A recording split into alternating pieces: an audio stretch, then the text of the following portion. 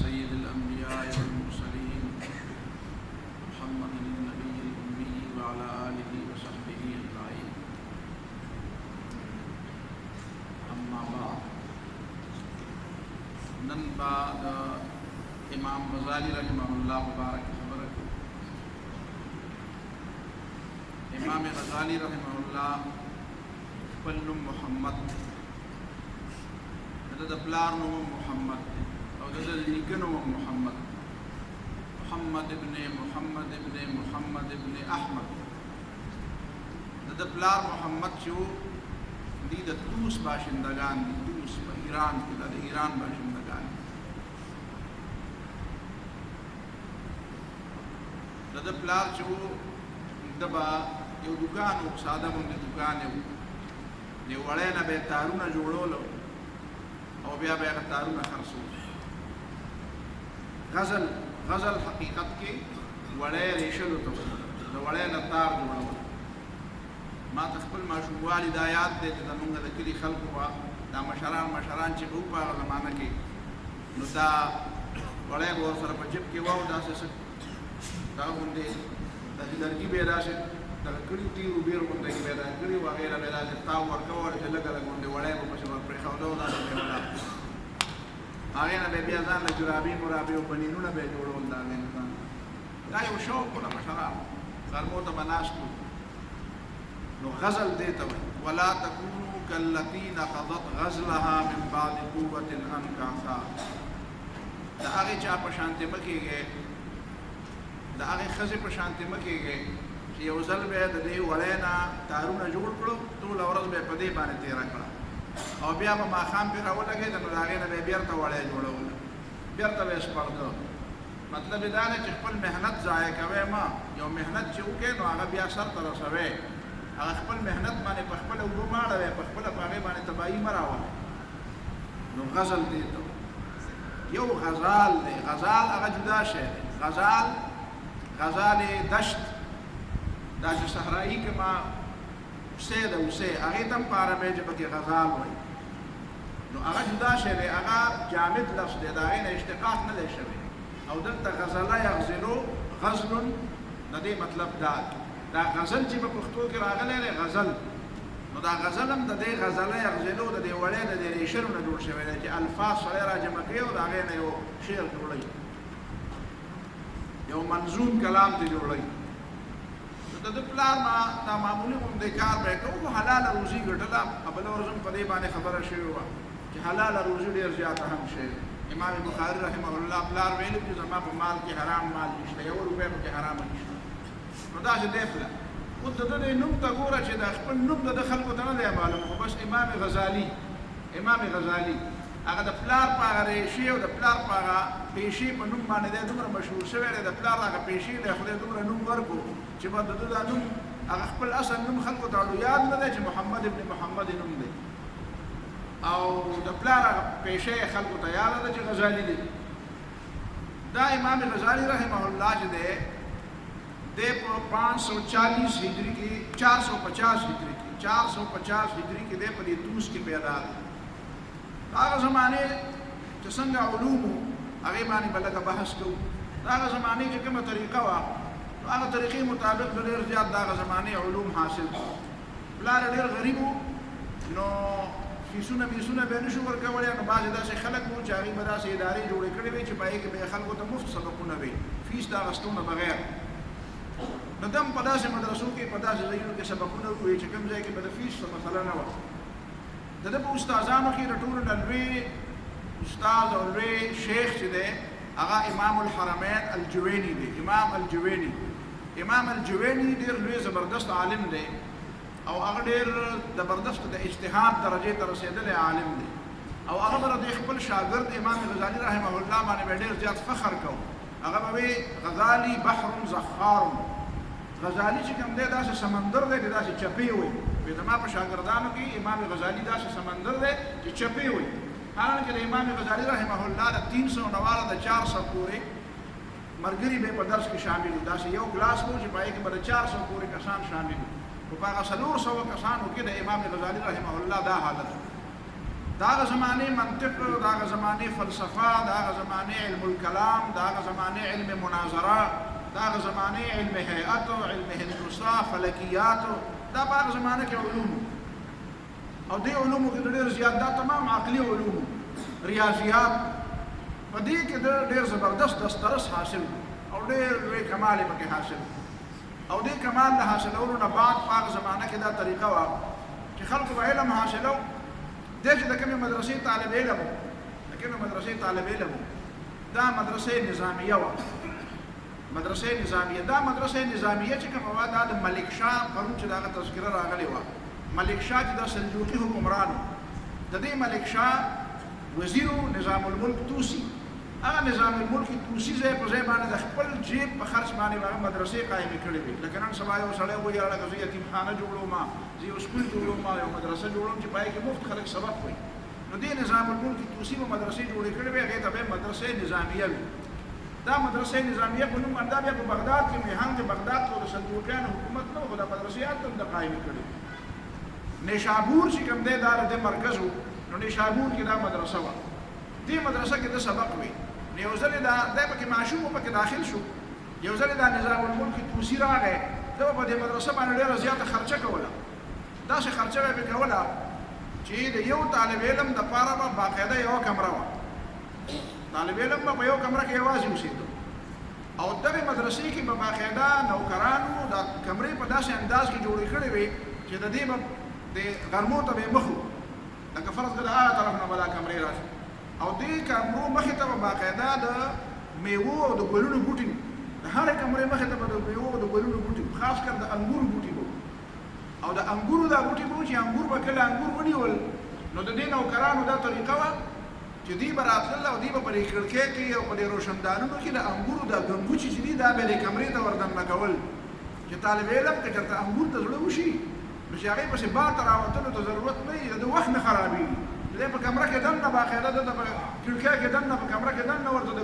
انګورو ګنګوچې چې دي هغه ورته مهیا وي او دته تکلیف نه وي. دونه حده پورې به نظام الملک توسی د طالب علمانو خیال ساتي. دا په دې زمانه کې هم څوک نه ساتي. یو ځل دا نظام الملک توسی راغی او دا معلومات کول چې یاره دې خلکو ته سبقونه وایم او دا دومره خرچه پې کومه، نو دا معلومات کوم چې دا خلک څه وایي او څه زده کوي او د څه دپاره یې زده کوي. یو کس له به ورغی هغه نه تپوس وکړو ته دا سبق د څه دپاره وی؟ هغه وی زما پلار د بادشاه قاضي دی او هغه بوډا دی، نو که هغه مړ شي نو چې د هغه په ځای بیا زه قاضي شم. دا بل نه تپوس وکړو وی ته څه دپاره سبق وی؟ زما پلار خو مفتي دی، وی چې که هغه مفتي په ځای باندې به بیا زه مفتي کېږم. هغه بل ته وی ته څه کار کوې؟ زما پلار هغه ځای کې مدرس دی، استاد دی، معلم دی، پروفیسر دی، استاد دی. بس د یو نه به یې تپوس کوم داسې قسمه خبرې به ورته هر چا کولې. بس ده دا فیصله وکړه دا مدرسه بندوم. دا خو ما د خدای د رضا دپاره دا مدرسه جوړه کړې، دا خلک خو بل بل څه وایي. آخر په دې چمن کې یو ماشوم ناست و، نو هغه له ورغی وی یاره د دې ماشوم نه تپوس کوم چې دی د څه دپاره دا سبق وایي. وایي که ته راته سم جواب راکړه ښه ده، که نه دا مدرسه بندوم. نو دا محمد ابن محمد الغزالي و. نو دله چې راغی بچی را سبق څه ده وی؟ نو هغه وی دا هم لا د تپوس خبره ده چې سبق څه ده وی؟ وی دې نه څوک تپوس کوي؟ په دې خبره کې څوک تپوس کوي؟ وی نه که نه نو د څه دپاره وی؟ نو وی علم د جهالت نښه نه دی. علم دی او جهالت دی. علم سړی د جهالت نه راوباسي، نو چې د جهالت نه سړی راوځي او علم یې زده کوي نو دا د تپوس خبره ده.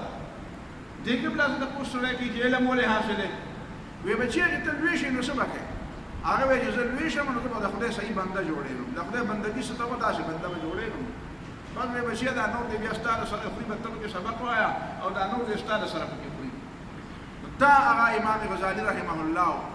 ده بیا چې علم حاصل کو، ظاهره خبره ده د ماحول نه خو سړی متاثر کېږي. په هغه زمانه کې به اهل علمو دا کار کول چې د بادشاهیانو، ګورنرانو، وزیرانو، د دې شهزادګانو سره به یې رابطې کولې. اصل کې دا هغه زمانه وه چې کومه زمانه کې تاسو ته ما مخکې دا چې کومره تقریرونه وشو د امام حسن رحمه الله، د امام حسین رحمه الله د شهادت خبره به یاده ساتئ. د عمر ابن عبدالعزیز رحمه الله هغه تجدیدي کارنامې به یادې ساتئ. نو تاسو ته په ذهن کې راځي چې دا بېګاړه او دا خرابۍ د کوم ځای نه را شروع شوی دی او بیا د هغې خرابۍ څه نتایج وو. دې زمانې ته چې خبره را رسېده نو خرابۍ دې حد ته رسېدلې وه چې بادشاهیان چې کوم دي نو هغې بالکل د اسلام نه، د دین نه، د تقوا نه، د خدا ترسۍ نه، د آخرت نه، د دې هر څه نه بالکل غافل و. بابر به عیش کوش کې عالم دوباره نه چاته د آخرت فکر نه و، ټوله دنیاداري وه او دنیا پرستي وه. البته چونکې عوام مسلمانانو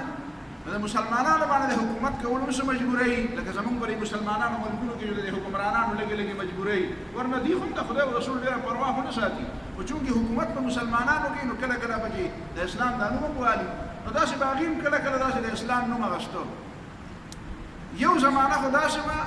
چې په هغه زمانه کې اهل علم داسې وو چې هغې ته به بادشاهیانو منتونه کول، لکه تا د امام ابو حنیفه رحمه الله، د امام مالک رحمه الله، د امام احمد بن حنبل رحمه الله په سیرت کې ولوستل چې بادشاهیانو به منتونه کول چې یاره دې زموږ تحفې قبوله کړي، منتونه به یې کول چې دې زموږ نه قضا قبوله کړي، منتونه به یې کول چې چېرته زموږ دربار نه راشي. او یا داسې زمانه راغله چې چا به علم وکړو د امام غزالي رحمه الله په دې زمانه کې، او د دې نه مخکینۍ زمانه او د ورپسې زمانه، نو چې چا به علم وکړو نو هغه به بیا د ټولو نه لوی مقصد د هغه مبلغ علم به دا و، د هغه مبلغ علم د هغه انتهایي لوی ارمان به دا و چې یاره چېرته راته د بادشاه په خوا کې یو عهده میلاو شوې، چېرته د بادشاه خواله ورلې، چېرته د یو ګورنر سره، د یو شهزاده سره، د یو وزیر سره مې تعلقات جوړ شوې. هغه بادشاهیانو هم بیا دې ته کتل چې دی به هم راته، نو بیا ظاهره خبره ده چې بیا به تنافس هم شروع شو، مقابله به هم شروع شوه. مقابله به شروع شو چې یو عالم سره به د یو بادشاه تعلق جوړ شو، نو د هغه په ځای به بل سړی هلته ورغی، هغه به وایي دا پسې پوهېږي، دا لکه دوانو پاڼې، دا پیسې هم نه پوهېږي، ما سره یې مخامخ کړه، ما سره دې مخامخ ما د یو څو خبرو جواب دې راکړي بیا. نو د بادشاهیانو په دربار کې به بیا مناظرې شروع شو،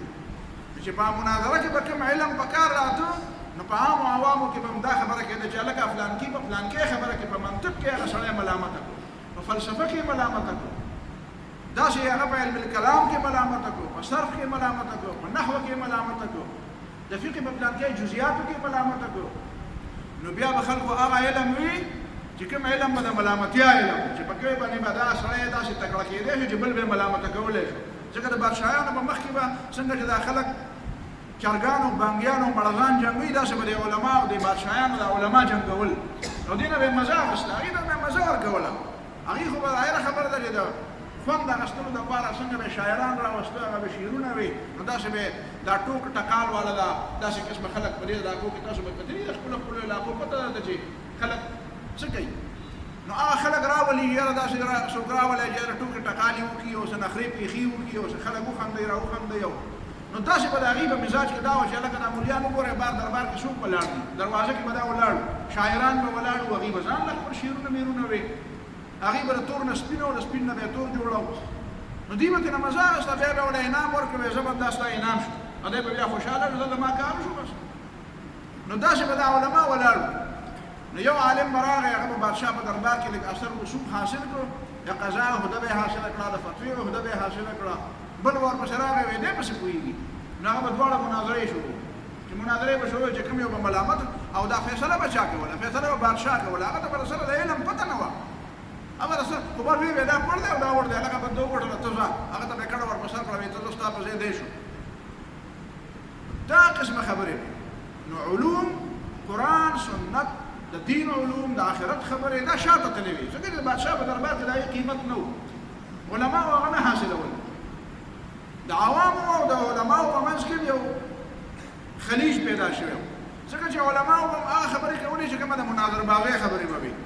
که خلکو به په اسلام باندې اعتراض وکړو، ځکه ظاهره خبره چې هغه زمانه کې خو تا ته ما ویلي وه عقل پرستي خو وه، دا معتزله او خوارج او د دې خلکو حضور د شهادت پورې وو، دا اثرات خو د هغې وو، نو هغې به په اسلام کله به په مانځه اعتراض وکړو، کله به په روژه اعتراض وکړو، نو د چا سره به جواب نه و، علماو به جواب نه شو کولی، ځکه چې علماو په دغه منطق سره کار چې په کوم باندې د بادشاه په مخ کې او د بادشاه په دربار کې ځان له ځای پیدا کړي، د هغه د دې سره څه کار چې د لمونځونو مسله څنګه ده او د روژې مسله څنګه ده او د حج او د زکات خبرې څنګه دي.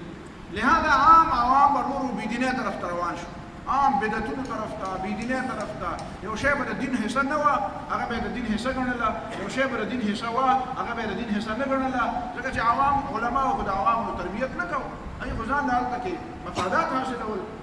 دا عمومي تعصب، د چاپلوسۍ، د دین فروشۍ، د ملت فروشۍ، د یو بل د ګریوانونو راښکلو، د یو بل د راسملولو، تنافس، ضد، حسد، بغض، کینې، نفرتونه، پروپیګنډې، دا په عوامو او په علماو او په خواصو په هر ځای کې او بادشاهانو به سرپرستي کوله. په دې حالاتو کې امام غزالي رحمه الله هم دغه ماحول پیداوارو. نو امام غزالي رحمه الله هم دې حد پورې لاړ مخکې چې هغه هم د بادشاه په دربار کې یو مقام پیدا کړ. د بادشاه په دربار کې د نیشابور د سلجوقیانو په دربار کې یو ډېر لوی مقام پیدا کړ. او دا نظام الملک توسي چې کوم د دې مدرسه نظامیه چې وه د دې د صدر او د دې د ریکټر په دې زمانه کې ریکټر چې ورته وي او یا د دې د مدرسې د دې ټولې مدرسې یو ډېر لوی سربراہ صدر د هغه داسې حیثیت چې بادشاه په صفت دویم نمبر حیثیت د هغه وایي مذهبي حیثیت.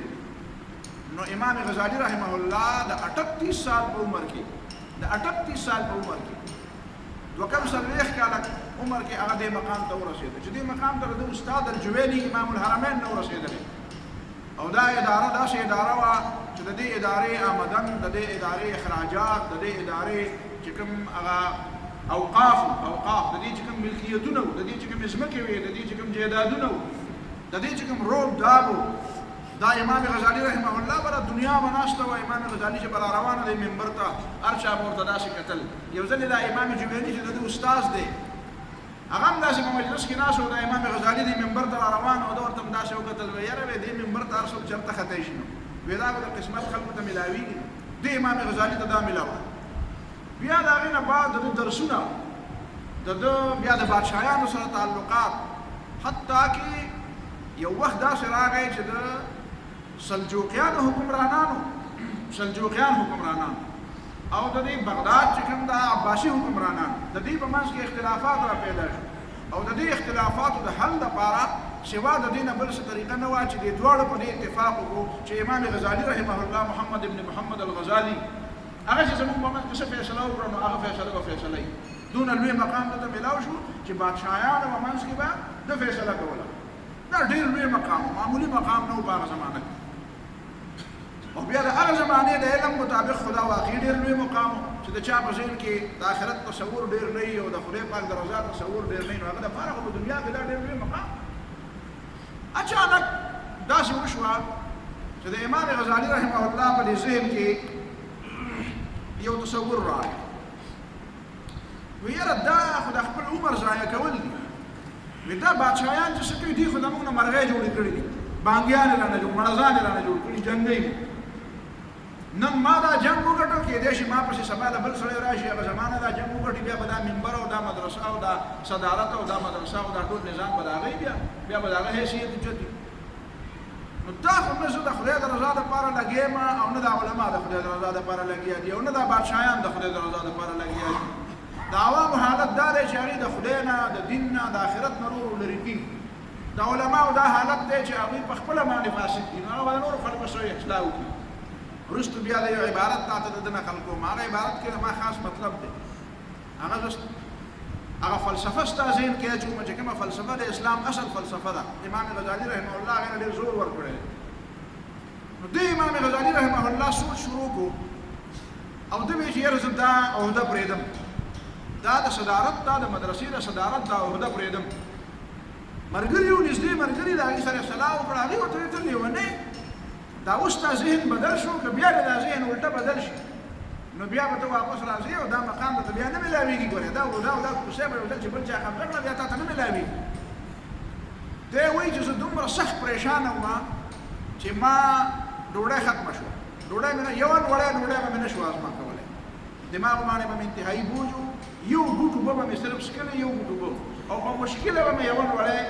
حلق نه ښکته تېره کړه هغه به م ډېره په ما ته به ډېر تکلیف راکړو. شپږ میاشتې سوچ مې کوو چې دا عهده م پرېږدم دا بادشاهي ده او که دا مقام دی او که دا لوی مزید د دنیا دا هر څه پرېږدم او ځم چېرته هر څه دا لته ورکوم دې دنیا کې. شپږ میاشتې سوچ نه بعد یې ملګرو ته ووایي چې خانه د ما نه نوره نه کېږي. تاسو پوه شه او مدرسه مه پوه شه او دا منبر هم پوه شه او دا وزارتونه او د بادشاهیانو او د شهزادګانو دا سلامونه هم پوه شه زه خو دنه لاړم. خلکو ورته وایي دا لیونی دی بلکل دا پاګل خلک دې حدود دپاره غټ غټ منصبونه راکړي او د داسې په لته باندې وویړو پروا نه ساتي. بچو به ورته ځان لوي چې دا تاسو شروع کړي. بس ده د هغې نه پس سهرانوردي شروع کړه. 10 کاله څه د پاسه 10 کاله 11 کالو ته نږدې ده به یو ځای بل ځای یو ځای به ناست چېرته ورک به و د خلکو نه صحراګانو کې چرته به یو کور پیدا کا کور کې بناسو چرته به یو جماعت پیدا کا خلکو په پیژندل چې دا څوک دی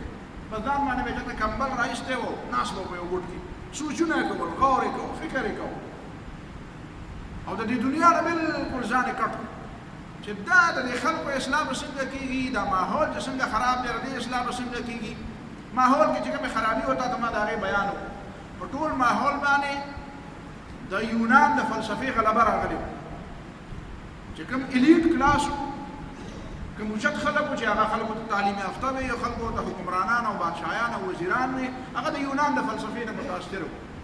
کوم چې اهل علم او هغه ته متاثر او مرعوب وو یوازې متاثر نه بلکې مرعوب وو روب د یونان د فلسفې د یونان د فلسفې په اصطلاح کې په ټرم کې بچا خبره کوله خلکو ته بدالوي سره ښکاري علماء زیات نه زیات د هغې په مقابله کې چې بالکل خالصه پر عقایدو باندې به خبره رااله خالصه پر عقایدو باندې به ضد راغی نو بیا به علماو د علم الکلام نه کار اخیسته علم الکلام کې دا طریقه وه چې هغې به د اسلام د طرف نه یو دفاع کوله خو هغه د اسلام د طرف نه دفاع چې کوم هغه به هم صرف د خپل عقل نه کوله او هغه به هم د هغې په اصطلاح باندې کوله یعنی ته چې د بل په تله باندې شی تلې زه د شاګردانو ته یو مثال وایم زه یم چې یو سړی تا ته وایي چې زه ستا په دې لاس کې چې دا سونه ده یو معمولي غوندې سونه ده دا یوه رتۍ ده او ته ورته وایې دا دوه رتۍ ده هغه درته وایي دا یوه رتۍ ده او ته وایې دا دوه رتۍ ده هغه درته وایي چې راځه چې اوس یې وتلو چې په پته یې ولګي چې دا یوه رتۍ ده که دوه رتۍ ده او داسې ځای ته دې بوځي چې په هغه تله باندې سونه نه تللی کېږي په هغې باندې بوس تللی کېږي په هغې باندې سریه تللی کېږي دا ترک چې ورته وایي په پښتو کې چې بوس پې تلي خلک او هغه دغه بوسو کې ورواچي نو ته به بیا څنګه وایې بیا به هغه راته وایي چې یینې تا ته ما نه ویل دا رتۍ ده دا خو د سره الوتلی ونه خوځوله او ته ما ته وایې دا دوه رتۍ ده دا خو دوه رتۍ نه دي د سره دا خو هغه رتۍ هم ماشه درته زیات دی ځکه د ترک او بوس او سریه چې په کومه تله تللی کېږي نو یوه رتۍ او دوه رتۍ سونه چې ته په هغې کې کېږدې نو د هغې په فرق راځي د دې معنا دا ده چې ته د خپل مخالف هغه تلې ته تا تله وویله نو تا نیمه مناظره وبیلله تا خو بیا د دشمن میدان ته چې د دشمن په میدان کې جنګ له لاړې مولانا مودودي بیا یو ځل دا خبره کړې وه مولانا اجتماع کې تقریر کړی او خلکو ډزې شروع کړې بیا خلک ولګېدل پښتانه ولګېدل دا سړي نیسو ووژني مولانا ورته ویې دا د بېوقفتوب کار دی چې بل سړی د جنګ میدان جوړ کړي او ته په هغه میدان کې جنګېږې دا د بېوقفانو کار دی که زه جنګېدم بیا به زه میدان په خپل جوړوم د پردي میدان کې جنګېدل د عقل کار نه دی هغه میدان جوړ هغه غواړي ته دې ما سره وجنګېږي هغه تیاري کړې ده تا تیاري نه ده کړې د دې معنا دا دی ته به جنګ بهلې هغه غواړي چې ته اوس په دې وخت کې ما سره جنګ وکړي جنګ چې ته کوې نو د جنګ دپاره مخکې تیاري وکړه دا شانې فلسفه وه چې مسلمانانو د علم الکلام والو د هغې فلسفې جواب کوو نو جواب یې د هغې په ژبه کې کوو د دې معنا دا ده چې د هغې هغه معیار ته معیار ووایي حالانکه معیار چې دی هغه د بار دا خبره کوو چې معیار د الله او رسول خبره به د عقل په معیار نه تلي د یونانیانو په معیار به نه تلي د یونانیانو خبره او د عقل خبره به د الله او رسول په معیار باندې تلي د الله او رسول په تله باندې به تلي دا علم الکلام نو په هغه زمانه کې امام غزالي رحمه الله په دې سوچ کوو بله یو طریقه وه باطنیان یو فلسفه یو طریقه وه د هغوی دا قرامته چې وو په شیعګانو کې دا کوم د مصر کې د دې حکومت قرامتیان او د آغاخانیان اسماعیلیان چې د هغې اوس نوی شکل دی زموږ په دې زمانه کې دې ته به باطنیان وي د دې ذهن کې دا یو فلسفه ناسته وه چې یاره جي علم اصل کې هغه نه دی چې د تاسو سره دی علماو سره دی او په دې کتابونو کې لیکلی دی علم دې ته وایي چې کوم موږ ته میلاو دی او موږ ته چې کوم علم میلاو دی هغه دی چې زموږ د شیخانو د امامانو نه موږ ته سینه به سینه کوم علم میلاو دی دې ته علم وایي علم دې ته چې موږ ته زموږ امامانو چې کوم سینه به سینه کوم دې ته علم باطني وایي نو دا علم باطني چې کوم دی دا اصل علم دی او دا تاسو سره چې کوم علم دی د شریعت د ښکاره علم دا خو سره علم نه دی بل دا چې صوفیان چې کوم دي د هغې یو ځان دی یو نظام هغې کوم ډېرې زیاتې خرابۍ را پیدا شوې وې خرابۍ دا را پیدا شوې سم چې تا ته ما پرون خبره وکړه بله ورځ چې دا د رهبانیت دا خبره چې د ترک دنیا دا خبره ترک دنیا دا تعلیم دا او د اسلام تعلیم نه دی د دنیا پرېږده دنیا له لته ورکړه مولانا اشرف علي تھانوي رحمه الله ډېره ښایسته خبره کړې ده وایي دا خلک وایي چې دنیا له لته ورکوي وایي چې څه دې خوړلي وي او په لته کې د زور نه وي نو څه شي له لته هم نه شي ورکولی نو وایي دونه خو وخوره چې په لته کې خو د زور وي چې کوم شي له لته ورکوي چې لته خو له ورکړی شي که نه نو وایي ته خو وایه چې څه خورم او بیا دنیا نه لته ورکنه دنیا نه الله تعالی ورکه چې بلته کې حضوري کنه والله اشرف علي تاني رحمت الله علیه د ملفوظات ندي دا ډېر مزیدار دي او ډېر زنده دل درویش دی دا پھر دا پیران چې کبي دا اکثر داسې خشک مزاج منتقي هم الله اشرف علي تاني رحمه الله داسې پیر دی چې دا خشک مزاج نه دی دا خوش مزاج دی دا د مزاج کې ډېر طراوت دی ډېر تازګي ده پکې دا په خبرو کې ډېر خوند دی نو دا یو بل مسله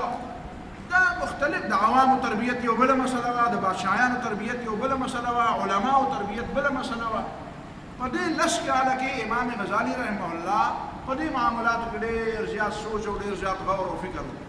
آخر کار د لس کاله سکوت نه بعد دی واپس راغی او بیا نیشابور ته راغی او بیا په هغه درس کې بیا یې د دې مدرسې دغه سره مې ډېر کار نشته صدارت او منبر او د دې لویو مسلو سره او د لویو عهدو سره مې کار نشته بس خپل کار نو درس به هم لږ کوو شاګردان به مو سره او بیا مسلسل کتابونه لیکل شروع کړو نو دا یونان په فلسفه باندې رد ولیکو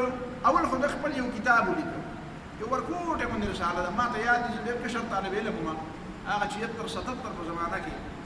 نو هغه وخت دا کتاب مدرسې ته چا راوړی و ما استاد مولانا عبدالرحمن صاحب دا ډېر اهم کتاب دی نو هغه ورځ ما هغه رساله اخیستې ده چې امام غزالی رحمه الله د خپل سفر د ختمېدو د دې 18 کاله ګوشه‌نشینۍ د ختمېدو نه بعد چې کومه وړه رساله اولنۍ لیکلې ده نو د هغې نوم دی المنقذ من الضلال د ګمراهۍ نه بچ کوونکي نو دا رساله د ولیکله او د خپل ټول سفر چې زما ولې دا هر څه پرېښودو بیا ما په دې سفر کې څه زده کړو اوس زما را روان پروګرام څه دی اوسه پورې زما ذهن څنګه و د هغې نه پس زما ذهن څنګه جوړ شو بیا د هغې نه بعد د یونان په فلسفه باندې رد ولیکو اولنی کتاب یې ولیکو مقاصد الفلاسفه فلسفیان څه غواړي د فلسفیانو بنیادي مقصد څه دی فلسفیانو معیارات څه دي بیا د هغې نه بعد یې ولیکو تحافت الفلاسفه دا خلک دا نوم غلط وي عام طور باندې چاته وي نو هغې وي تحافت الفلاسفه تحافت لفظ چې دی دا په عربۍ ژبه کې دا وزن نشته دا لفظ دی تحافت بر وزن تقاصد بر وزن تفاعل بر وزن تقابل بر وزن تجاهل نو دا دی تحافت الفلاسفه د فلسفیانو د دې معنی را نړېدل د فلسفیانو معنی نه وی راونړوله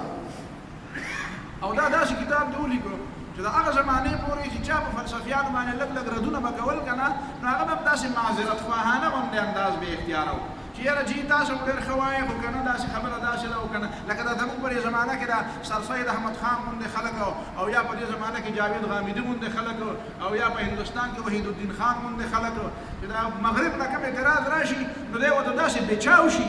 داسې ورته کېني چې ته به وایې سجده ورته وکړي او دا خپې ولا اول وسټي او په دواړه لاسه ورته سلام وکړي او معذرت او توبې ورته وباسي بیا د هغې نه پس نو یاره جي تاسو خو وایه چې خبره داسې ده خو که نه که زمونږ دې ته هم لږه غوږ کېدی نه جي دا د دې خبرې طریقه نه ده چې ته معذرتونه کوې خلکو ته معذرتونو طریقه نه ده د هغه په خپله خبره کې ترمیم نه کوي او ته ورته په اسلام کې ترمیم کوې د دې خلکو څه طریقه ده د دې خلکو دا طریقه ده که نه چې هغه وایي چې نه زه خو د مغرب دا تقلید نه پرېږدم د مغرب دا رنګ نه پرېږدم که ته دا اسلام زما لپاره قابل قبول کې نو د دې طریقه دا ده چې پر اسلام کې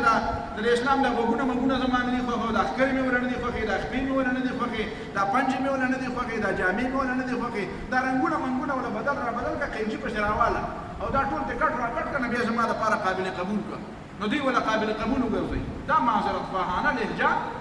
دا امام غزالی رحمه الله پرېښوده گویا کې هغه داسې چل وکړه لکه څنګه چې مولانا عامر عثماني رحمه الله کړی مولانا عامر عثماني د دیوبند فاضل هم دی او دیوبند کې اوسېږي هم هغه نورې خبرې هم ډېرې دي خو به هر حال هغه بیا لږ وګورئ تاسو هغه یو کتاب دی ډېر مزېدار کتاب دی دا ناول چې دا خلک ګوري که نه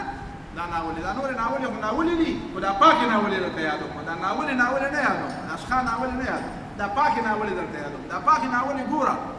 دا د نسیم حجازي ګوره دا حکایت ګوره د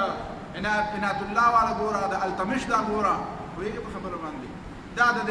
مسکین حجازي دا ګوره دې کې دا د مولانا عامر عثماني یو کتاب لیکلی دی مسجد سے میخانے تک ما چې اول دا نوم واورېدو نو ما وایي چې دا نوم خو داسې غلط غوندې ماته ښکاري مسجد سے دا خو ټیک ده چې یو سړی وایي چې میخانې سے مسجد تک چې هلکه میخانه مې پرېښوده او جومات ته رالم. خو دا مولانا عامر عثماني خو د دیوبند فاضل دی، ډېر لوی عالم دی، داسې کتاب لیکلی دی چې مسجد سے میخانه تک. بیا چې مې دنده وکړو نو اوهو پوه شوم چې د ده خبرې مطلب بل دی. د مطلب دا و چې اوسه پورې به د میخانې نه په جومات ګولهباري کېده، د میخانې نه به په جومات ګولهباري کېده او جومات کې به خلکو د دروازو نه او د محراب نه او د دیوالونو نه ځان شاته شاته کوو چې به ما ډزو نه لګي. اوس وایي زه دا بل کار کوم، اوس مسجد سے میخانه تک، اوس زه د جومات په مناره کې کښېنم او د جومات د منارې نه به میخانه باندې ډزې کوم او زما د ډز جواب دې څوک وکړي. نو هغه بیا په دې ناول کې بیا دا طریقه اختیار کړې ده چې د جومات د طرف نه بیا په میخانه باندې ډزې کړي. دا چې امام غزالي مې کته که نه نن راته د هغه خبره رایاده شوه. نو امام غزالي رحمه الله مقاصد الفلاسفه او تحافظ الفلاسفه ولیکلو او د جومات نه په میخانه او په یونان باندې او په ویټیکن باندې هغه ډزې وکړې چې 100 کاله پورې د هغې ډزو بیا چا جواب نشو کولی. او یو عالم ابن رشد ډېر لوی فقیه دی، یورپیان ورته ایویروس وایي. مخکې ورځو کې مې خیال شو د ملکړ نه بره تلم نو هلته به یو ځای کې مې وکتل یو سکول دی، نو په سکول باندې لیکلي دي ایویروس پبلیک سکول. نو ما وایي چې دلته اوس دا سړی وایي که نه چې دلته ما پورې کړی دی چې ته په دې باندې شرمېږې نه چې ته د ایویروس پېژنې. ایویروس څوک دی؟ ایویروس خلک واوري، زموږ د جوانان بچي چې واوري چې ایویروس چې دی دا به چېرته روسي وي یا به فرانسیسي وي یا به چېرته سپینش وي یا به چېرته سکاټش وي، انګلیش به وي. نجی دا ایویروس حقیقت کې ابن رشد دی. ابن رشد نن هم چې ته میډرډ ته لاړ شې، میډرډ سره خوا کې چې دا کوم دریاب بهیږي دې ته وایي الکبیر، وادي الکبیر. علامه اقبال رحمه الله د هغې په خوا کې ناست دی او شعرونه لیکي. آب روانِ کبیر تیرے کنارے کوئی دیکھ رہا ہے کسی اور زمانے کا خواہ. نو هغه چې آب روانِ کبیر ویل دغه کابیر دغلته په دې دریاب په غاړه باندې دا ښار نیم دی، نیم داسې د دریاب نه یو طرف ته دی او نیم دی بل طرف ته دی. دغلته د دې اوس نن سبا هلته تصویر لګېدلی دی، ډېرې مودې نه مخکې به لګېدلی د ایویروس تصویر، د ابن رشد تصویر لګېدلی دی. هغه وایي چې سپین د ابن رشد نه بعد د ده په شانتې فلاسفر پیدا نه کړو، د ده په شانې فلاسفر د پیدا نه کړو. هغه هم داسې پرلت غځولی دی، کتاب سره په لاس کې دی، پټکۍ والی دی او داسې ناست دی، پرلت یې غځولی داسې تصویر یې ولې ایستلی. دا ابن رشد حفید دی، ابن رشد حفید. د ده بهترین کتاب په فقه کې هم د کتابونه لیکلي دي، پوهېږې په خبره باندې، او ده په نورو علومو کې هم ډېر لوی عالم دی. دا ابن رشد ولګېده، ابن رشد ده د دې تحافظ الفلاسفه جواب ورکړ 100 کاله بعد. یعنې مسلمانان که دا مسلمانان دا جواب نه ورکړی نو یورپیان وایي چې که ابن رشد موږ د طرف نه جواب نه وی کړی نو د یونان فلسفه خو د امام غزالي رحمه الله د دې دوو کتابونو سره غرقه فرقه وه، د دې خو جواب نه و، دا به بیا د قیامته پورې نه وی راپاڅېدلي. خو الله تعالی د ابن رشد معاف کړي، هغه د دې خبرې جواب و. بهرحال هغه ځان نه یو خپل فکر وکړه، په خپل ځای یو خبره وکړه. بیا امام غزالي رحمه الله نور کتابونه د باطنیانو خلاف یو کتاب ولیکو، د باطنیانو خلاف. داسې بیا د المستظهري یو کتاب چې دی المستظهري او دا قاسم الباطنیه، دا دوه کتابونه دې نه علاوه هم 2-3 کتابونه خلک یادوي، خو هغه تاریخ کې ورک دي، پته نه لګي چې کوم ځای دي، صرف دا نومونه موږ را پیدا کړي. دا امام ابن تیمیه رحمه الله چې بیا د هغې نه بعد کتاب لیکلی دی، کتاب الرد علی المنطقیین، دنه تقریبا 1.5 کال بعد فوشا هغه را پیدا شوی دی، 200 کال ته نږدې. امام ابن تیمیه رحمه الله خو د باندې ډېر زیات ردونه هم کړي په امام غزالي رحمت الله علیه باندې. نو هغه چې بیا کوم کتاب لیکلی دی کتاب الرد علی المنطقیین، دا هغه هم گویا چې د دې امام غزالي رحمه الله د دې فلسفې نه متاثر دی، د مقاصد الفلاسفه او تحافظ الفلاسفه نه متاثر دی. دا امام غزالي رحمه الله بیا بل اصل کتاب چې د کوم بنیادی کتاب دی نو هغه نور 2 کتابونه، یو دی کیمیای سعادت. کیمیای سعادت بنیادی طور په فارسی کې لیکلی شوی دی او د هغې په اردو ترجمه شته. او د کیمیای سعادت نه هم ډېر زیات قیمتي کتاب چې دی هغه احیاء علوم الدین دی، احیاء علوم الدین چې په احیاء العلوم باندې مشهور دی. دې احیاء العلوم کې امام غزالي رحمه الله د بادشاهانو اصلاح، د علماو اصلاح، یعنې ته چې د علماو کوم خبره غوښتې دی د علماو کاش چې نن ما سره وخت وی او ما ټول پیراګرافونه تعالی راوړي وي او دا مجلس لموږ وي او دوه ګنټې وي چې تاسو ما ویلې وي چې امام غزالی رحمه الله د اهل علم په اړه کې څنګه خبرې کوي او څنګه دا غي ټارګټ کړی امام غزالی رحمه الله یو دوه درې مختصره باندې خبرې د تکوما هغه په دې خبرو کې چې کوم په دې عوامو په دې رسوم باندې کوم ردونه کړی دي بیا په دې علماء باندې او د علماء د اصلاح لپاره کوم خبرې کړې دي نو هغه وایي چې د علماء د اصلاح لپاره بنیادی خبره دا ده چې د دې په زړونو کې بیماری را پیدا شي د دې بیمارو بیا څه اسباب او د هغه بیمارو بیا څه علاجونه دي وایي چې الثالث وهو الداء العضال وایي ډېره خطرناکه بیماری کومه یوه ده وایي هغه بیماری دا ده چې طبیب کله بیمار شي خلق خو چې بیماران شي نو راځي به ډاکټر له او طبیب له او معالج له به علاج له راځي خو چې معالج له راشي او معالج په خپله خپې غځولي او پروتي او هغه ځان له پاسېدو نه نو د دې عوامو به څه حالت بیا وایي دا بیماري په اهل علمو کې را پیدا شوې ده وایي فإن الأطباء هم العلماء حقیقت کې طبیبان خو د علما دي او وقد مرضوا مرضا شدیدا په دې کې ډېرې زیاتې بیمارۍ را پیدا شوې دي په دې کې چې کومې بیمارۍ را پیدا شوې دي د هغې علاج پکار دی بیا د هغې نه پس په یو بل عبارت کې وایي وبالجمله وایي خلاصه اجمالي خبره دا ده چې انما فسدت الرعیة بفساد الملوک تا ته ما دا عبارت یاده زموږ د عامو خلکو یو مزاج جوړ شوی دی هغه مزاج دا جوړ شوی دی او د ځانه پکې یو حدیث هم دی خلک وایي وایي حدیث پکې دا دی چې اعمالکم عمالکم وایي ستاسو عملونه په تاسو حکمرانان دي زموږ استاد دی په دې تفهیم مردان کې اوس هم شته دی الله تعالی دې ښه لري صابیاق صاحب ورته مونږ وایو صابیاق صاحب نو هغه به د دیر د نواب کیسې کولې هغوی د دیر باشندګان دي د دیر د نواب کیسې به یې کولې وایي د دیر نوابو ته یو چا خط ولیکو چې نواب صاحب دا تا چې کوم ظلم راغستی دی نو مونږ فریاد چاته وکړو که ته خدای او مونږ د بندګان یو نو د خدای ته وایو چې د خپلو بندګانو فریاد واوره او که ته پیغمبر یې نو مونږ د بیا امتیان یو نو پیغمبر ته وایو چې د خپلو امتیانو فریاد واوره او که ته بادشاه یې او مونږ د رعیت یو نو بادشاه صاحب ته وایو چې د خپل رعیت فریاد واوره وایي د دې دریو خبرو به جواب دی ورته نوابي دیر وي چې زه نه خدای یم او نه پیغمبر یم او نه بادشاه یم زه ستاسو عمل یم دا به علما دا به حکمرانانو په دې باندې ځان بچ کوو ما ته دا خبر را یاد شوه د دیر نواب خو ډېر زیات بې تعلیمه و خو بې تعلیمه د دین دپاره ما د یو عالم په باره کې خپل استاذ ته وویل زموږ په دې وطن کې یو عالم دی یو مولي صاحب دی خدای دې ښه ساتي نو ما د هغه په باره کې خپل استاذ ته وویل دا په ټکي نه پوهېږي دا جاهل دی ما ته ویې غلطه خبره دی وکړه په هر څه پوهېږي خو په دین نه پوهېږي ما هم دا مطلب دی په هر څه پوهېږي خو په دین نه پوهېږي دین سره یې څه کار نشته نو ما ته د حجاج بن یوسف خبر را یاده شوه حجاج بن یوسف خو ډېر لوی ظالم و هغه ته چا خط ولیکه ورته یې ویل چې حجاج صاحب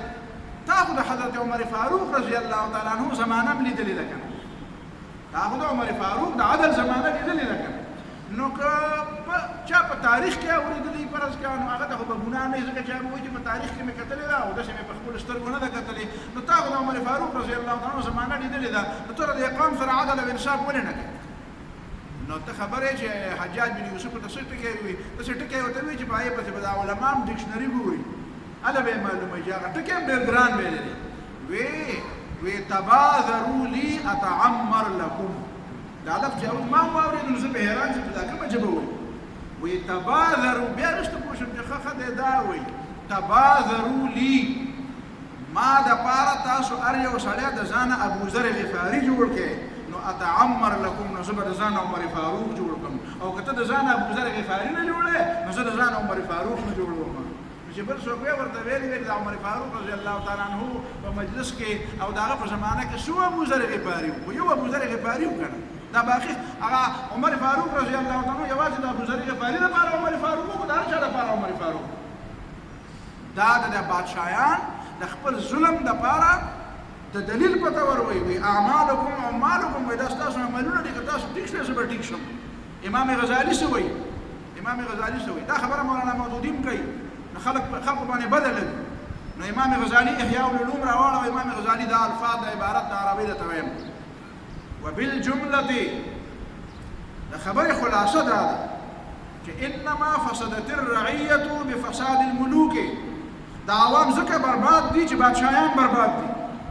دا عوام زکه خراب دي، دا عوام عقیده زکه خراب دي، دا عوام عمل زکه برباد دي، دا عوام عقیده او فکر او خیالات او رویه کردار زکه برباد دي چې بفساد الملوک چې حکمرانان او بادشاہان برباد دي. وفساد الملوك بادشاہان ولې برباد دي؟ وفساد الملوك لفساد العلماء بادشاہان زکه برباد دي چې علما برباد دي. علما د بادشاہانو خواله ورځي نو هغوی د حقه خبره نه کوي، د هغه په دعوتونو کې خو شریکېږي، د هغه په ودونو کې خو شریکېږي، هغه سره تصویر او فوټوګرافري خو کوي، د هغه دربار ته ځي او راځي او هغه له روغې خو کوي، خو د هغه د اصلاح کار نه کوي. هغه کې چې کومه خرابي ده هغه خرابي ورته په ګوته کوي، نه یېرېږي ترې، هلته ځان له څه حاصلول غواړي. فساد العلماء فلولا القضاة السوء که د ناکاره ججان نه وی، که د ناکاره قاضیان نه وی، د ججانو صحیح فیصلې کولې، دا د خدای نه یېرېدی، دوی په چمک دمک باندې نه دوکه کېدی. دا څه کوي دا خلک؟ دا څنګه فیصلې کوي؟ فلولا القضاة السوء که دا قاضیان او دا ججان چې دا فیصلې کوي دا ناکاره خلک دا نه وی، والعلماء السوء او دا ناکاره علما نه وی چې د دین په باره باندې خبره راشي نو دوی نه یو ځای کېږي. د دنیا لپاره خبره راشي نو بیا اتفاق پکار دی،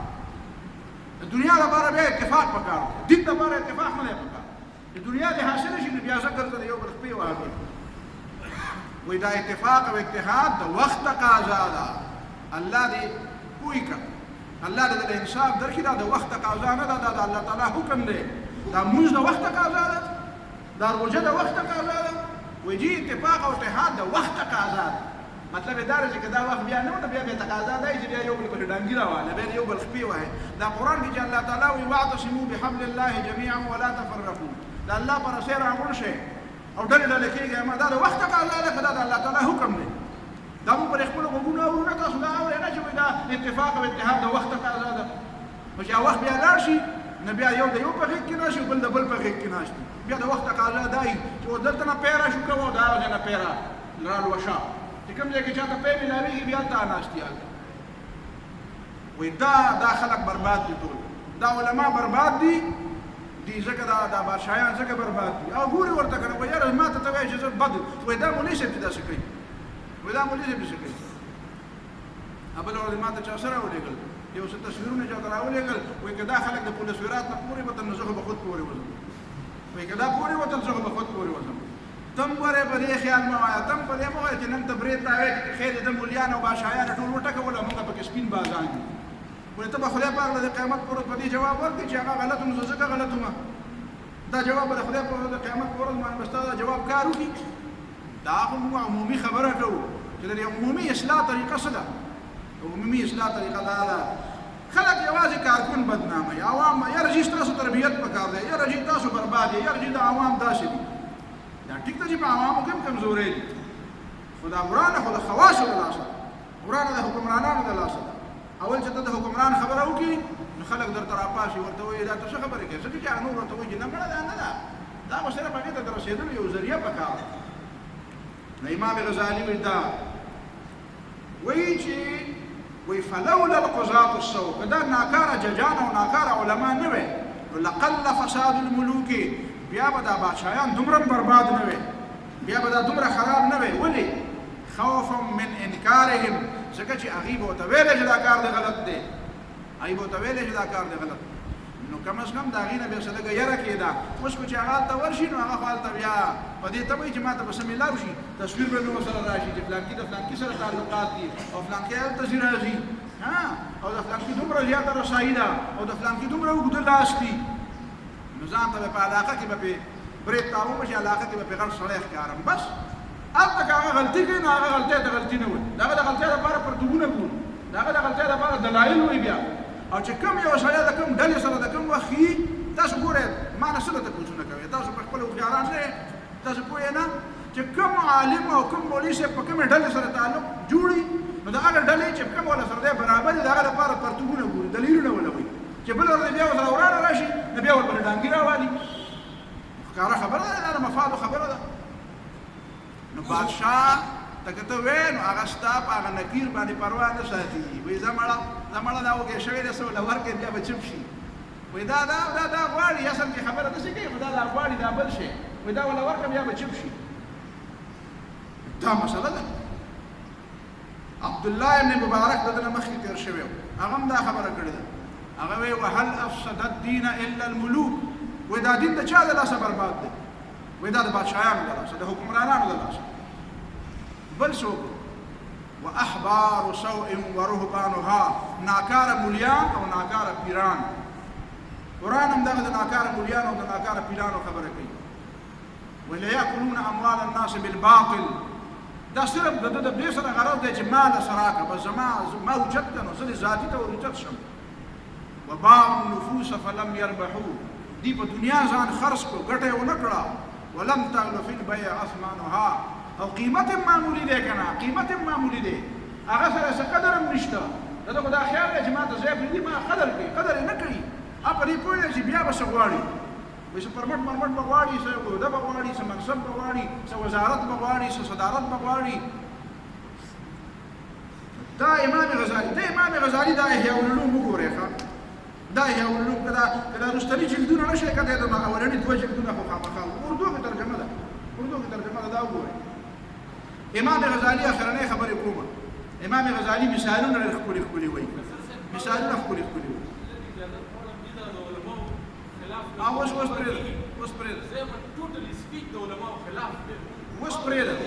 اوس پرېږده دا خبر به بیا دا ستا د دې خبره سره د چا اتفاق نشته ته یوازې په دې خبره ته په دې خبره کې یوازې تا سره د چا اتفاق نشته تاسو په خبره باندې ورسېدئ امام غزالي رحمه الله مثالونه ویلي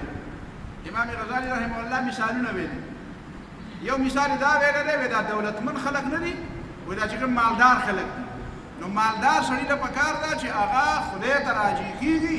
او خدای پاک سره تعلق جوړوي او تقوا اختیاروي نو هغه له پکار ده چې د خپل مال پر غریبانانو تقسیم کړي ټول دې پرې نه تقسیموي خو چې څوک وږی دی هغه له ډوډۍ ورکړي چې څوک بربنډ دی هغه له جامې ورکړي چې څوک نهر دی نو هغه له موړ کړي د چا سر سوری نشته هغه له سر سوری ورکړي نو امام غزالي وایي دا مالدار سړی څه کوي وایي دی جومات ته راشي او چې مولوي صاحب تقریر شروع کړي نو دی په ځان باندې داسې ژړا راولي او ژاړي او اوښکې تویوي نو مولوي صاحب وایي چې یاره دا سړی خو ګوره مالدار سړی هم دی او داسې په زبردست تقریر اثر وکړو او داسې ژاړي وایي دا د ښځو غوندې ژړا دی نه کوي وایي دا د ښځو غوندې ژړا دی نه کوي که دی رښتیا د خدای پاک بنده دی او دی رښتیا د خدای رضا غواړي او دی رښتیا آخرت غواړي نو دی دې مهرباني وکړي د ده ذمهداري دا ده چې ده د خدای مال ډېر ورکړی دی د غریبانانو ډوډۍ انتظام دې وکړي د غریبانانو د جامې کپړې انتظام دې وکړي وایي دی سره دلته ما ته وایي دی روجې ډېرې نیسي دی نفلونه ډېر کوي دی په تقریر کې ژاړي ډېر زیاته نو وایي دا د مولوي صاحب په تقریر کې ژاړه مه په دې باندې د خدای نه خلاصېږي ستا کار دا نه دی چې ته وژاړې ستا کار دا ته ډېر زیات نفلونه وکړي ستا کار دا دی لاړ شه د غریب مدد وکړه یو دا زبردست مثال ویلی دی بل مثال یې دا ویلی دی وایي یو سړی دی وایي د هغه په دې لستوڼي کې مار ننوتی دی یا پکې لړم ننوتی دی او دی لګیا دی ځان له سکنجبین جوړوي وایي چا ورته وایي چې په لستوڼي کې دې مار دی وایي دی ورته وایي چې مړه دا سکنجبین ډېره مزه کوي ورېږه دا بس کړم نو وایي دا بېوقوفه نه دی چې د ده په لستوڼي کې دننه مار ناست دی او لړم پکې ناست دی او دی لګیا دی ځان له د خولې د مزې دپاره شربتونه تیاروي وایي ده له پکار دا نه چې مخکې د هغې نه ځان بچ کړي دا د امام ابن جوزي نه چا تپوس کړی و وایي یاره چې زه د استغفار ډېر زیات ویم او که دا تسبیحات ډېر زیات ویم استغفر الله ډېر ویم که دا سبحان الله ډېر ویم نو امام ابن جوزي ورته وایي خیرنه جامه د عطرو په ځای انځلو ته ډېره محتاجه ده وایي خیرنه جامه وایي چې جامې ښایي او خیرنې او ته ما ته ووایې چې څه وکړه یاره جي په دې باندې را لږ عطر ولګوه نو زه به وایم چې دا مخکې وینځه د هغې نه پس مې بیا عطر لګوه تاسو په خبره ورسېدئ نو وایي له ګناهونو نه مخکې ځان پاک کړه نو تسبیحات بیا د هغې نه پس وایه هسې نه چې عقیده دې خرابه وي او عمل دې خراب وي او مردار دې راجمع کړي او لګیا وي زه تسبیحات وایم استغفار معنا دا ده الله نه معافي وغواړه بل یو مثال امام غزالي رحمه الله ویلی هغه مثال ډېر مزېدار ویلی وایي الله تعالی موږ له کتاب راولېږه قرآن مجید چې دا وایې په دې باندې عمل وکړې د دې مطابق خپل عقیده او خپل ژوند ټیک کړې دا وایې په دې باندې عمل وکړې د دې مطابق خپل عقیده او خپل ژوند ټیک کړې وایي مونږ څه چلو وایي مونږ د هغې نه تعویض جوړ کړو په غاړه وایي مونږ د هغې تلاوت شروع وایي زه حیران یم چې یو سړی د ډاکټر دکان ته او د طبیب دکان ته لاړ شي او هلته ډېرې زیاتې نسخې پرتې او هغه طبیب سره هم ډېرې نسخې هلته اویزانې د نسخو کتابونه هلته یي که نه په فاطمې بانو سره به کتابونه وایي په ځای د دې چې دی هغه طبیب ته وایي چې زما علاج وکړه زما علاج وکړه نو د علاج په ځای باندې دی لګیا د طبیب د هغه نسخو تلاوت کوي نو داسې خو یې نه دي ویلي د قرآن په تلاوت باندې به اجر نه ملاوېږي او ته هم ته دا مطلب ما اخله د قرآن په تلاوت اجر یقینا ملاوېږي خو قرآن مجید یوازې د تلاوت دپاره نه دی راغلی د عمل دپاره راغلی دی د غلبې دپاره راغلی دی د اقامت دپاره راغلی دی د غلبې دپاره نو غلبې کار خو ته نه کوې او د غلبې د کار خبره چې کوم نو خلک رانه خفه کېږي زما د چا سره ذاتي جاګیر خو نه دی شریک خو زه دا وایم چې خلک کار ولې نه کوي همدغه د امام غزالي خبره کوم نو څه کوم تا ته نعتونه ووایم چاربیته درته ووایم په چاربیتو به ته ډېر زیات خوشحالېږي که نه او چې د دې صفتونه ته وکړم چې زه هم وایم چې هلکه زه هم پکې په دغه سین کې ورلاو شم ما ته هم پکې څه میلاو شي نو په دې خو به ته ډېر زیات خوشحاله شي خو چې وایم چې د دې دنیا ستا د مسلې حل درته ښیم ستا د عزت خبره درته کوم ستا سترګې غړوم تا ته د علماو دا تاریخ د دې دپاره کوم ما ته ته څه راکېسم زه د چا نه څه غواړم هلکه تاسو مې د چا نه څه غوښتي دي غوښتي مې نو راته ووایه ووټ ته نه غواړم په شا دې ګرځوم چې په شا مې کا بل څه غواړم خو دې ته غواړم چې ستاسو د مسلمانانو مزاج خراب دی مزاج هم خراب دی چې څوک هم تبعیه ته بوځي او په شک هم سورلي کوي هغه هم خوښي او چې څوک درته وایي چې سورلي در باندې نه کوم دا چې سورلي در باندې کوي د دغه د خلاصوم نو هغه په کاڼو باندې ولي مسلمانان د مسلمانانو مزاج د خلکو دا دی زمونږ د خلکو مزاج دا مزاج ټیکول غواړي دا مزاج زه ټیک کوم ما باندې کاڼي ډېر ورېدلي دي پخوا نه را باندې ورېږي زه د کاڼو پروا ډېره نه ساتم زه د دې عادت یم یتیم وي د ژړا عادت وي زه د دې خبرو عادت یم او دې نه یېرېږم او نه پروا ساتم خو زما دا عزم دی چې څوک ستا په سټ سورلي کوي نو د پیغمبر طریقه دا وه د پیغمبر طریقه دا وه رسول الله صلی الله علیه وسلم په باره کې په تورات کې الله تعالی دا ویلي په قرآن کې بیا موږ ته دا وویل چې یضع عنهم اسرهم والاغلال التي كانت عليهم د پیغمبر کار دا دی چې ستا په سر چې کوم خلک سورلي کوي هغه به درنه کوزوي ستا په لاسو کې او ستا په خپو کې د چا بیړۍ او زنځیرونه اچولي دي او سورلي در باندې کوي او د خپل مطلب دپاره د استعمالوي هغه زنځیرونه پیغمبر ماتوي دا د پیغمبر کار دی دا د امام غزالي طریقه وخا دا د امام ابن جوزي دا د علماو شاه ولی الله دا د مونږ دا د هغه زمانې نه د کوم وخت چې موږ شروع کړی دا ټول د علماو دا طریقه ده او زه صرف بیانوم نه چې دا زه بیانوم زه هم دا کار کوم زه هم درته دا وایم ما د چا نوم نه دی اخیستی دا ولې په تاسو باندې بده ورځ راځي دا ولې تاسو به د خپل ځان دښمني کوئ زه خو ستاسو دښمني نه کوم زه ستا خیرخواهي کوم ته ولې ما خپل دښمن ګڼئ په خبره ځان پوهېږه زه څه ویل غواړم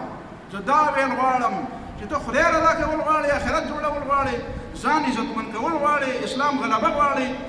ازادي غواړې په دې دنیا کې په دې موجوده دنیا کې د یورپ نه د چین نه د روس نه او د امریکې نه او د شیطانانو نه او د دجالانو نه ځان ازادول غواړې که نه د هغوی په غلامۍ کې فخر کوې زه خو د دې غلامانو نه ازادوم